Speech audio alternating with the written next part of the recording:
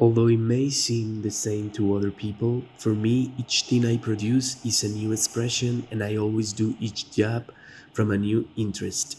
It is like a painter who always paints the same rose. Yasuhiro Ozu.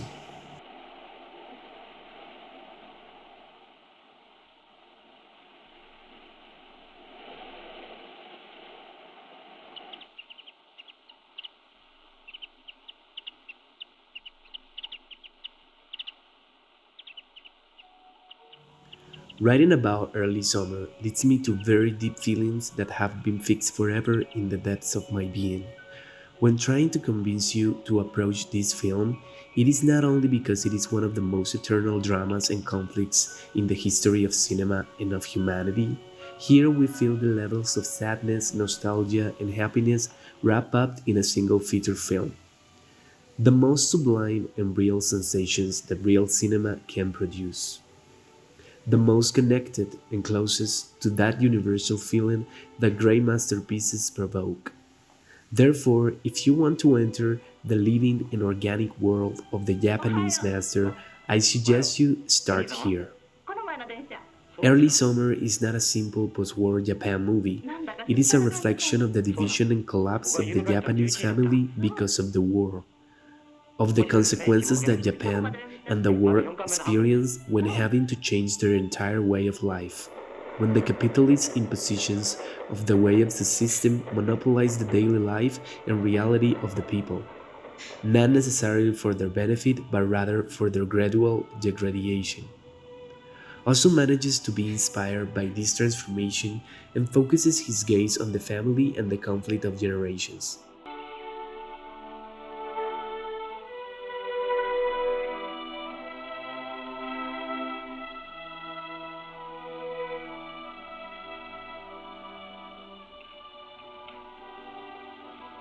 おじい様、お疲れにならない？そうかい。のりこさん、いくつになったい？28です。もう嫁さんに行かにはいかんな。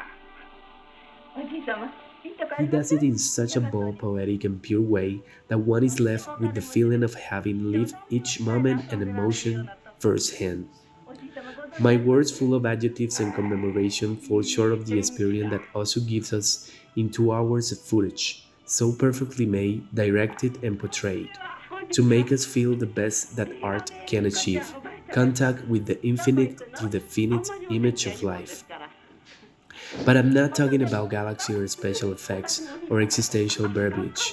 I'm talking about that magic that everyday life has, its subtle imbrications, even if we're observing the passing of a single family. There is no beyond but the domestic setting of a Tokyo house in the early 50s, maintaining the characteristic rituals, clothing, and decoration of traditional Japan. Crossed by the contours of imposed Western life, denoting this in the pressure for work, marriage, money, materialism, consumption, and above all, the separation of the family. It is a film with several levels and layers of interpretation and reality. We are surprised and amazed by the images and the staging, where the characters speak to us, looking at the viewer without breaking the fourth wall. Yuharu Atsuta's cinematography employs subtle camera movements that accentuate the constant flow of life, nature, and the beauty of stillness within spaces or outdoors that are precisely framed for our visual, musical, and sound editing. The story focuses on the family made up of 4 generations: great grandfather, grandfather, and grandmother, the eldest son who has a wife and 2 little ones aged 6 and 10, and the single daughter, eternal virgin, eternal smile and tears, the sister and daughter under the age of 28, pressured by the men in her family and working to marry as soon as possible, the innocent and mature Setsuko Hara.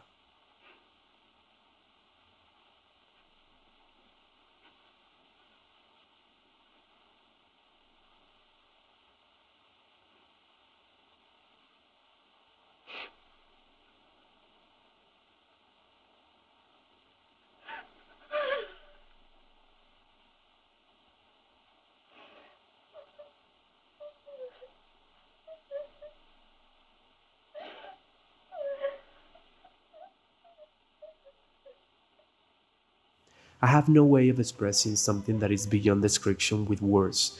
This sincere and complete film manages to take us to the top in terms of shock and catharsis. It is a comedy, a drama, a tragedy in one piece, which stretches beyond its time. Each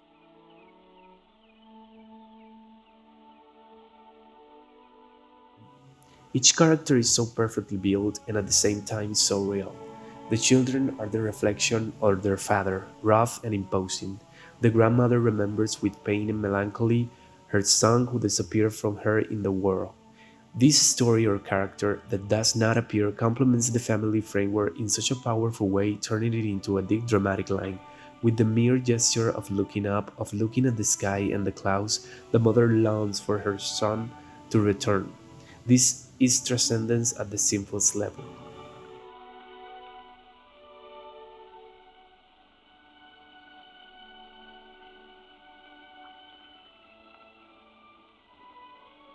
おい、ちょいと見てこい。お嫁さんが行くよ。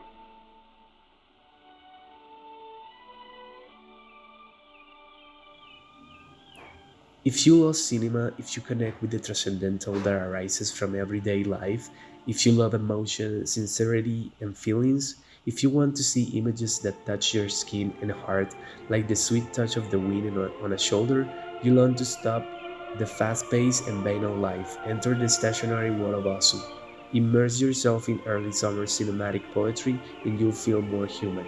You will understand that the collapse of the family is not only the one that Asu represented with this film, but the one that has been taking place in every corner of the planet Earth. The imagery, the perception of beauty, and the truth of life will accompany you like the clean water of a stream in the middle of summer.